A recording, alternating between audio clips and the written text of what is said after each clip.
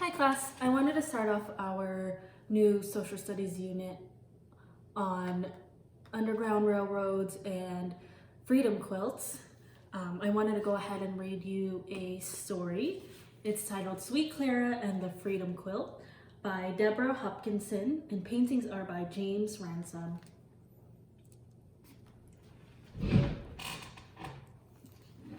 gonna go ahead and show you the front end papers.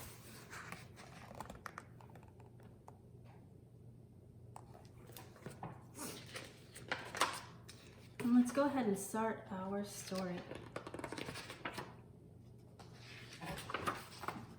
Before I was even 12 years old, I got sent from North Farm to Home Plantation because they needed another field hand. When I got there, I cried so much they thought I was never going to eat or drink again. I didn't want to leave my mama. I'm going back to her, I whispered every day to young Jack, who worked beside me in the fields. Well, you better start eating all you can, sweet Clara, he smiled at me. But then his smile was gone. In a low voice, he said, or else you won't make it. Young Jack helped me believe I'd get back to my mama someday. Truth was, I'd be lost before I got through the fields, them being so big and all, but I didn't give up dreaming.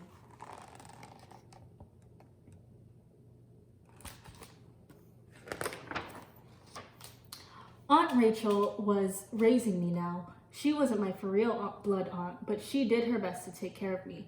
One night, she came back from working in the big house and found me lying dead tired on our cabin floor.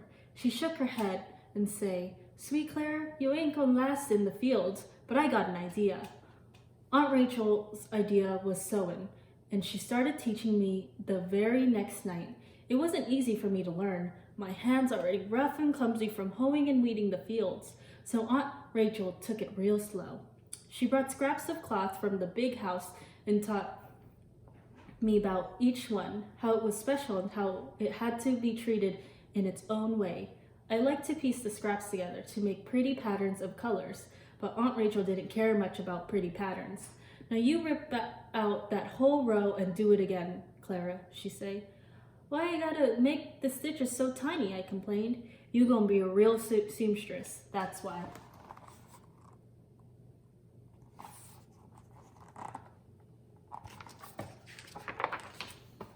Tomorrow you coming with me to the big house. I got it all worked, Aunt Rachel said one day. I was frightened. You ready to sew with me? She went on. Mrs. daughter Ella be getting married come spring. I told Mrs. I'd need help. She look at your work with sharp eyes, Clara. So do it quick and neat like I taught you. Next morning, I tried to eat some cornbread, but my insides was all knotted up. I'd never been inside the big house before or seen white people that close, except the overseer.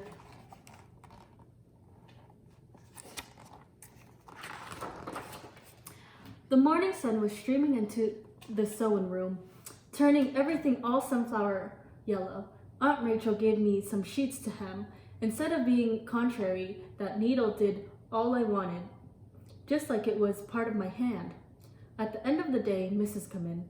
Let me see your work, Clara, she said. I gave her the sheet, and she ran through it with her hands, real slow. I held my breath watching. From now on, you come here, she said at last. When she left, Aunt Rachel and I looked at each other, about ready to burst. We done it, girl, she cried.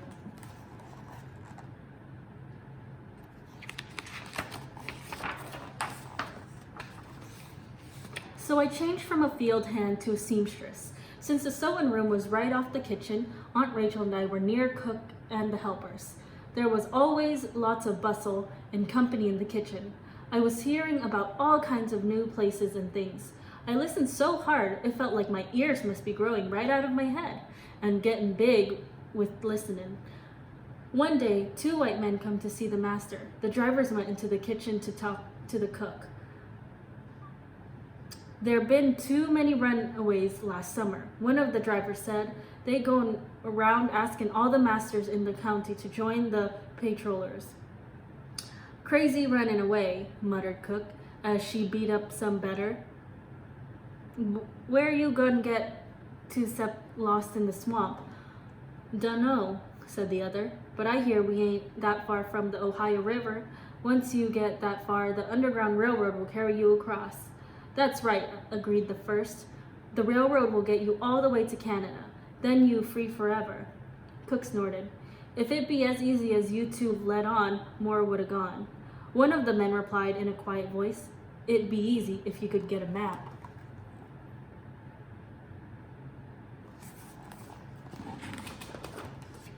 Walking back from the big house that evening, I asked Aunt Rachel about what I'd heard. Where's Canada?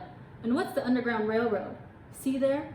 Aunt Rachel pointed. That's the North Star. Under that star, far up north, is Canada.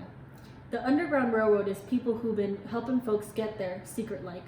She looked at me hard. But don't say you start thinking about it. You run away and get caught, you be beaten. Still, I couldn't stop thinking about it. Next day, I asked Cook, those two men that was here yesterday, they was talking about a map. What's a map? Just a picture of land, that's all. Whatever's on the ground, a map can have it.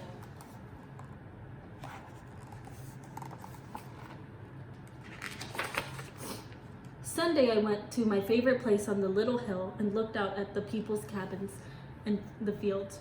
I took a stick and started making a picture in the dirt of all I could see.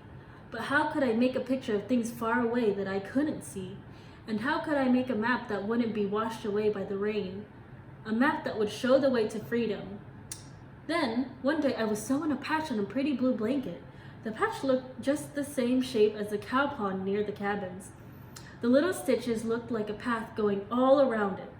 Here it was, a picture that wouldn't wash away, a map.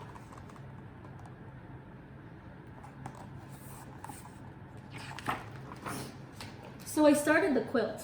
When you sewing, no matter how careful you be, little scraps of cloth always be left after you cut our dress or a pillowcase. So while my ears keep listening and my hands kept sewing, I began to squirrel away these bits of cloth. When we was off work, I went to visit in the quarters. I started asking what fields was it where. Then I started piecing the scraps of cloth with the scraps of things I was learning. Aunt Rachel say, Sweet Clara, what kind of pattern you making in that quilt? Ain't no pattern I ever seen. I don't know, Aunt Rachel. I'm just patching it together as I go. She looked at me long, but she just nodded.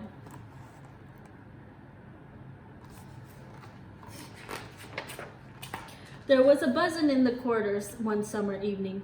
I saw the patrollers, and all I knew, someone had run away. It was young Jack, but 5 days later, they caught him. That next Sunday, I went to see him and we walked to the top of the little hill. He didn't smile the way he used to. I took a stick and began to draw in the dirt. I drew a little square for a big house, a line of boxes for the cabins of the quarters, and some big squares for the fields east of the big house. I drew as much as I'd pieced together. Jack sat beside me, not saying anything, not even looking at first. Then he started seeing what I was doing. I handed the stick to him. I hear him catch his breath, up quick. Then he began to draw.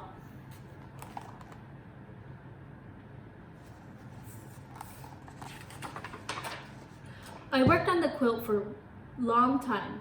Sometimes months would go by and I wouldn't get any pieces sewn on it. Sometimes I had to wait to get the right kind of cloth. I had blue calico and flowered blue silk for creeks and rivers, and greens and blue greens for the fields, and white sheeting for the roads. Missus liked to wear pink a lot, so big house, the quarters, and finally the big house at North Farm, they was all pink. The quilt got bigger and bigger, and if folks knew what I was doing, no one said. But they came by the sewing room to pass the time of the day whenever they could. By the way, Clara, a driver might tell me, I heard the master saying yesterday he didn't want to travel to Mr. Morse's place because it's over 20 miles north a year. Or someone would sit eating cook's food and say, so as I could hear, word is they gone plant corn in the 3 west fields on the Venora plantation this year. When the master went out hunting, Cook's husband was the guide. He'd come back and say, that swamp next to home plantation is a nasty place. But listen up, Clara, and I'll tell you how I thread my way in and out of there as smooth as your needle in that cloth.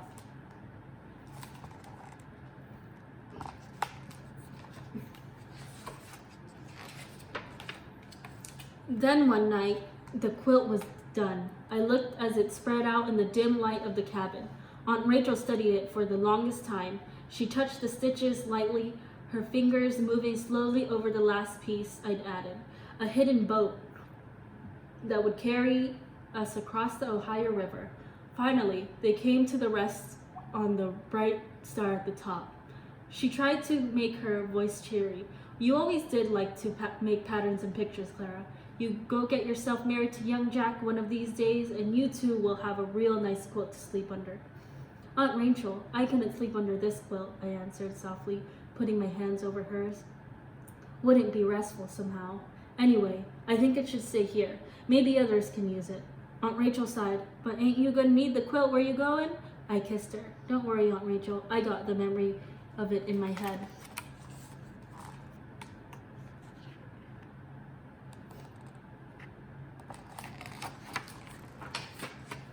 It rained hard for 3 days the next week. Me and Jack left the home plantation in dark thunderstorm. The day after, it was too stormy to work in the fields, so Jack wasn't missed, and Aunt Rachel told them I was sick. We went north following the trail of the Freedom Quilt. All the things people told me about, all the tiny stitches I took, now I could see real things. There was the old tree struck down by lightning, the winding road near the creek, the hunting path through the swamp. It was like being in a dream you already dreamed.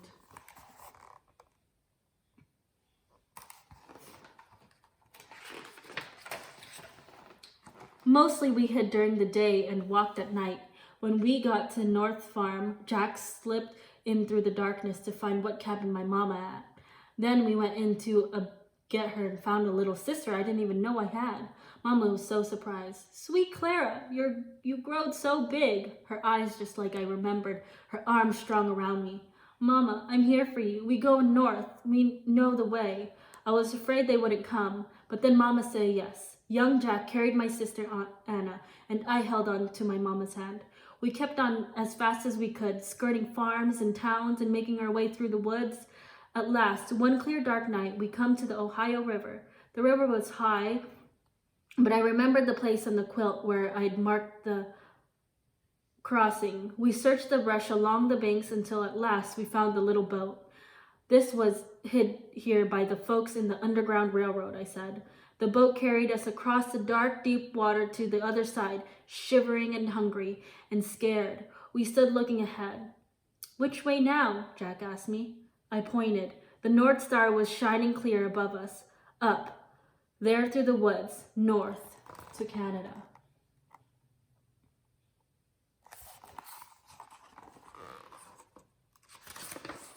Sometimes I think back to the night we left, when young Jack came to wake me. I can still see Aunt Rachel sitting up in her bed. She just shook her head before I could say a word. Before you go, just cover me with your quilt, sweet Clara, she said. I'm too old to walk, but not too old to dream, and maybe I can help others follow the quilt to freedom.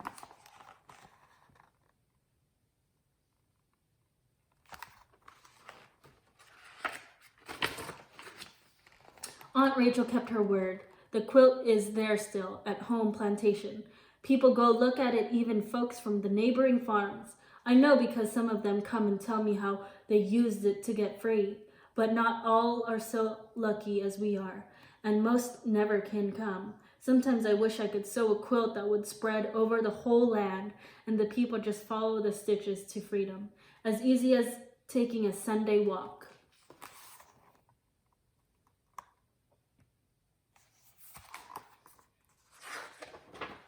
And that is the end of our story.